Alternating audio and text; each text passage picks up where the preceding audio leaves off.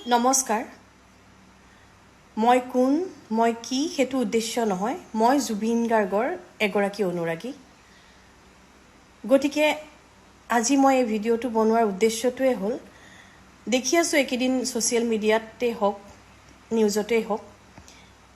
এগৰাকী শিল্পীয়ে জুবিন দাৰ গীত বিকৃত কৰি উপস্থাপন কৰাৰ বাবে যি প্ৰতিক্ৰিয়া হৈছে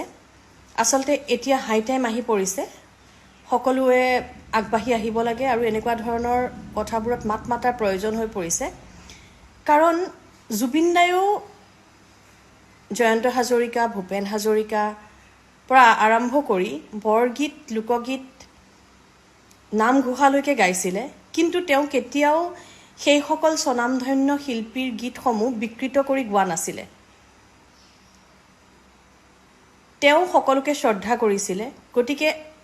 জুবিন দা জীৱিত অৱস্থাত যিবোৰ হৈছিলে তেতিয়া আমাৰ ক'ব লগা একো নাই কাৰণ তেখেত নিজে আছিলে তেখেতে মাতে নামাতে হেতু তেখেতৰ ব্যক্তিগত কথা আছিলে কিন্তু যেহেতুকে জুবিন দা আমাৰ মাজত কায়িকভাৱে নাই গতিকে এতিয়া সকলোৱে সচেতন হোৱা খুবেই প্ৰয়োজন আমি অসমবাসী সকলোকে আমি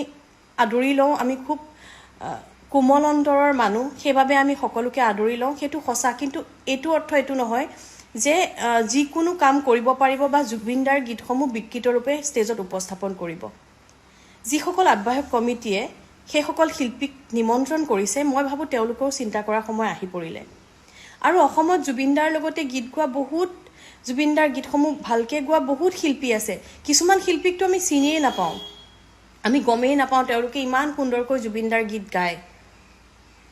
এতিয়া মই যদি ভাবো আজি যিসকল শিল্পীৰ তালিকাখন যেতিয়া চাও ফাংচনৰ তাত কিন্তু আমি সুবাসনা বা বৰ্ণালী বা এই সকল শিল্পী বা তৰালী বাৰ তেনেকুৱা আমি নেদেখো তেওঁলোকৰ তেনেকুৱা দীঘল লিষ্ট নাথাকে বহাগৰ বিহুৰ ফাংচন কেখনত কিন্তু যিসকল শিল্পীৰ গান আপুনি মিউজিক বেণ্ডটো নোহোৱাকে শুনিব নোৱাৰে সেই সকল শিল্পীৰ কিন্তু বহুত ফাংচনৰ লিষ্ট আমি দেখিবলৈ পাওঁ তাৰ কাৰণে দুখী আমিয়ে নহয় জানো আমিয়েতো তেওঁলোকক মাতো আমিয়ে তেওঁলোকক নিমন্ত্ৰণ দি আমাৰে টকাসমূহ তেওঁলোকক দিছো লাখে লাখে টকা দিও ঠিক আছে মোৰ কোনো আপত্তি নাই শিল্পী হিচাপে তেওঁলোকে গান গাবলৈ আহিছে গান গাইছে তেওঁলোকক শিল্পী বুলি নকওঁ গায়িকাসকলে বা গায়ক গায়িকাসকলে গীত গাইছে হেতুত মোৰ কোনো আপত্তি নাই কিন্তু জুবিনদাৰ গীত বিকৃত ৰূপে গাবলৈ চেষ্টা নকৰিব কাৰণ এটো আমাৰ অনুৰোধ আপোনালোকলৈ কথাটো এটোই যেনেকে বৰগীত বা লোকগীত বা নামঘোষা এটা বিকৃত কৰি নাগায় বা জুবিনদায়ো কেতিয়াও গোৱা নাছিলে ঠিক তেনেদৰে জুবিনদাৰ গীতসমূহো যাতে আপোনালোকে গাওঁতে অকমান চাই চিটি আপোনালোকে প্ৰেক্টিছ কৰি ভালদৰে উপস্থাপন কৰে কাৰণ তেওঁৰ যিটো বিচাৰিছিলে তেওঁৰ যিটো লিগেসি হেতু লৈ যোৱাৰ দায়িত্ব আপোনালোকৰে হয় আমাৰে হয় গতিকে আমি যদি এতিয়াই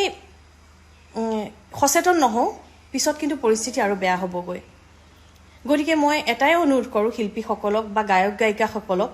তেওঁলোকে ভালকে প্ৰেক্টিছ কৰক যদি তেওঁলোকে জুবিনদাৰ গীতসমূহ গাব নোৱাৰে কাৰণ জুবিনদাৰ গীতসমূহ খুব হাই পিচত বন্ধা থাকে তেওঁ খুব সুন্দৰভাৱে গীতবোৰ গায় আৰু প্ৰত্যেকটো শব্দ জুবিনদাৰ খুব স্পষ্ট খুব সুন্দৰকৈ গাইছিলে যদি তেওঁলোকে গাব নোৱাৰে তেওঁলোকে নাগাব নিজৰ গীত গাওক বেলেগ গীত গাওক বেলেগ আধুনিক গীত গাওক কিন্তু জুবিনদাৰ গীতসমূহ নাগায় যাতে জুবিনদাৰ গীতসমূহ গাই যাতে বিকৃত কৰি অসমবাসী ৰাইজক বা নৱপ্ৰজন্ম যিসকলে জুবিনদাক নেদেখিলে বা নেদেখিব তেওঁলোকে যাতে এটা বেলেগ পথলৈ নাযাওক তাৰ বাবে মোৰ এটো অনুৰোধ সকলো সচেতন হওক